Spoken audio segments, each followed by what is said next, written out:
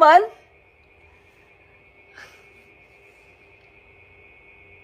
Nakikisawsaw ka, hindi ka naman kasali? Ha? MG? Diyos mio naman, nakikisaw... Ano? Ay, naku. Bakit ganon, ha? Tanong ko lang sa'yo, MG, ha? Tanong ko lang sa'yo. Bakit nakikisawsaw ka? Ha? Bakit nakikisawsaw ka? Hinahanapan mo na naman ako ng butas para tirahin mo na naman ako dyan sa YouTube mo na alam mo, kapag mukha ko ginamit mo, magiging pera. Bakit? Wala ka na bang pera? Bakit Christmas ba ngayon? Dahil Christmas ngayon? Dahil kailangan mo ng pera? Dahil Christmas ngayon? Wala pa ba yung ROI mo? Lakas din ang tama nitong tao na to eh. Umeepal. Yung epal. Di ba? Nakikiepal. Hindi naman siya kasali sa usapan, apektado. Hoy, sa usapan Rapsin, hindi ka kasali. Ha? Kung si price tag nga, tinira mo eh. Walang kwenta yung pinagsasabi mo, sabi mo dun sa sunugan, di ba? Tapos ngayon naggagaganyan-ganyan ka, tas sasabihin mo, joke lang. Joke lang yung sasabihin mo dun. Tapos sa akin, bandang huli, ganun lang yung reaction ko. Sasabihin mo, totoo, pag kay Wamos, totoo. Upal din ata ito eh. Ako, sa totoo lang nananahimik naman na ako. Gumagawa na ako ng mga masasayang video, kaya nga araw-araw na ako nagpo-post ng MNKQ, yung malala na kami. Yeah. O literal naman na malala na kami, pero for content yon para mapasaya namin yung maraming tao.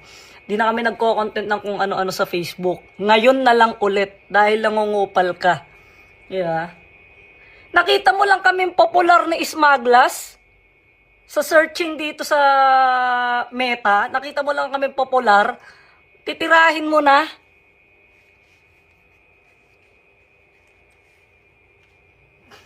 Wala na. Wala na.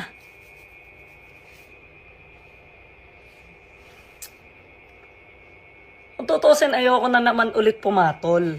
Di ba? Kaso ang nangyayari na naman sa'yo, ako na naman yung nagmumukhang masama, tas ikaw na naman yung nagmumukhang mabuti. Di ba? Pass or collab nga eh. Kung lahat yon pass, ano pang klaseng, kung lahat yon collab, ano pa yung silbi ng pass or collab? Na content. Di ba? Si Smag na nga nagsabi, choice naman yun, opinion yun ng iba't ibang klase ng tao. Although hindi man ako yung nakakaintindi, pero marami din hindi nakakaintindi. Siyempre may mga tao rin na nakakaintindi at nakakaintindi ng mga sinasabi nila. 'Di ba? Ikaw feeling mo naman naintindihan mo. Feeling mo naman naintindihan mo.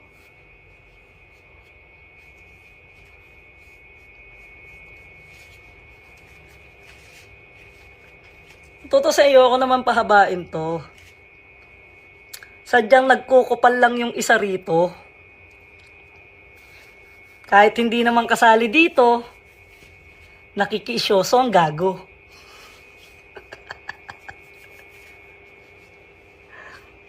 Di ba? Nakikisyoso siya, hindi naman siya kasali. Di ba? Tsaka sa YouTube channel ko naman yon. Kumbaga parang, pumusyaw lang naman ako ng konti doon kasi nga, syempre kaya nga tinanong ko Direk, baka lahat naman to, puro collab naman to Kailangan natin anuhin yung pass or collab. Kaya kahit lahat sila gusto namin i-collab, kailangan may mag-pass kami. Pass or collab nga eh. Hindi pwede lahat yung 10 na nandoon, na mga rapper na mga nandoon, puro collab. Hindi namin mabubuo yung pass collab kung lahat yun puro collab. Pass or collab nga eh. Ibig sabihin dapat meron ka kahit pa paanong ipapas. Kaya nga hindi lahat kinolab eh. Di ba? At saka aminado naman ako. Panoorin nyo kasi ng buo yung sinabi ko. Yung buong video na yon, ilalagay ko dito sa comment section yung link ng YouTube channel ko kung saan yung Pastor Collab na yun. Panoorin nyo ho ng buo. Hindi yung kay Ismaglas lang kayo nakatutok dahil meron lang kaming maling sinabi doon. Diba? So, lahat naman yun. Nag-start ako kay Looney, nag-start ako kay ganito, nag-start ako na ganito. Puro collaboration, magaganda naman yung sinabi ko. At saka hindi ko naman sinabi na iko-collab nila kami ha. Hindi kami nag-a-assume. Tandaan yan, hindi kami nag-a-assume na i-collab kami ng mga rapper. Kung may pagkakataon, di ba? Kasi hindi nyo kasi tinatapos yung video eh. Hindi nyo tinatapos yung panonood ng video. Basta marinig nyo lang sa social media yung issue ng tungkol kay Ismaglas. Kay Ismaglas na kayo bumabase. Ayaw nyo man lang panoorin yung mga una. At saka yung huli, yung mga magagandang sinabi namin sa ibang mga rapper. Ang lagi nyo lang tinitignan, yung mali. Di ba? Ayun kayo. Ayun ka, MG. Ayun ka, MG. Ganun ang ginagawa mo. Hinahanapan mo na naman ako ng butas para magkapera ka kasi wala ka na nga. Di ba? Kasi Christmas kasi ngayon eh. Naghahapit ka kasi, di ba? Naghahapit ka. Christmas kasi ngayon eh. Kaya ginagawa mo akong pera. Di ba? Wala ka na bang iba matira, kundi laging ako? Iba naman tirahin mo, para iba naman yung pagkapirahan mo, hindi yung laging mukha ko na lang yung ginagawa mong pera. Hindi ko naman kamukha si Rizal. Di ba? Tigas na mukha na itong tao na to eh. Akala mo may tira din eh. Man tira. Wala rin naman ako sinabi may tira ako ha. Oh, yan ka na naman, yan ka na naman.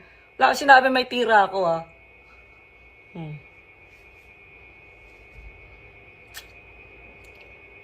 Alam mo, kahit hindi sikat yung mga kanta namin, may mga kumukuha sa aming gig. May mga kumukuha sa aming bar para mag-rap kami, mag-introduce, mapasaya yung maraming tao dun sa mga ginagawa naming kanta at marami nakaka-appreciate nun. Pero kung di mo appreciate yung mga kinakanta namin o mga kanta namin, yung Utang na Loob, yung Halika Na, tapos yung bago namin paparating na music video na Angas Mo Pala, di ba? Yung ibang tao nga na-appreciate yung kanta namin, pero hindi ko naman sinabing lahat ng tao dito sa Pilipinas ma-appreciate. Kasi nga, hindi naman kasi kaming kilalang rapper. Diba? Pumasok ako sa pagrarap dahil sa utol ko. Eto ho, sasabihin sa inyo ha, yung utol ko si Kenji, nadamay lang dito. Dapat ako lang eh. So yung utol ko si Kenji, lagi kong kasama sa rap. Bakit ako pumasok sa rap? Nung unang ginawa ko yung yung anyo, trip ko lang talaga. Gusto ko lang man-trip. Kumbaga parang gusto ko lang masabi yung nararamdaman ko na sa mga sinasabi ng ibang tao sa akin. So nilabas ko yun. So, dapat hindi ko nasusundan yon. So, yung utol ko, pangarap niya maging sikat na rapper, kaya tinutulungan ko. Okay? Kaya tinutulungan ko siya. So, ngayon, yung kapatid ko, dahil gusto niya maging rapper talaga, gusto niya sumikat yung mga kanta niya, gumagawa kami ng kanta at sumasali na din ako para mai-up ko siya. Di ba? Para kahit papano, unti-unti siyang makilala. Kasi hindi niya magagawa mag-isa yun eh. Kailangan ng kuya. Di ba? Siyempre, gano'n naman talaga eh. Bunso kong kapatid yun. Susuportahan ko kung anong gusto nung. Kaya nga ginagawan ko ng paraan. Hindi man sikat ngayon yung kanta namin, pero pinipilit namin yun. Ginagawa namin yun sa puso, sa utak, at saka sa mga namin. Dugot pawis namin yun. Nag-aaral kami, nagsusulat talaga kami ng mga letra ng mga na mga alam namin na hindi kami mapapahiya sa maraming tao pag pinakinggan nila yung aming mga sinulat. Diba? Tinataas ko kasi yung utol ko. Ako na ho ang ibash nyo ng ibash, pero yung utol ko naman sana, wag nyo nang idamay dito. Okay, nangangarap lang din yung tao na damay lang siya dahil sa Pastor Collab. Sinama ko siya dahil para may up ko din siya doon. Diba? Pero yung isa dyan, hindi matahimik. Hinahanapan ako palagi ng butas. Ang laki naman ng butas ng ilong.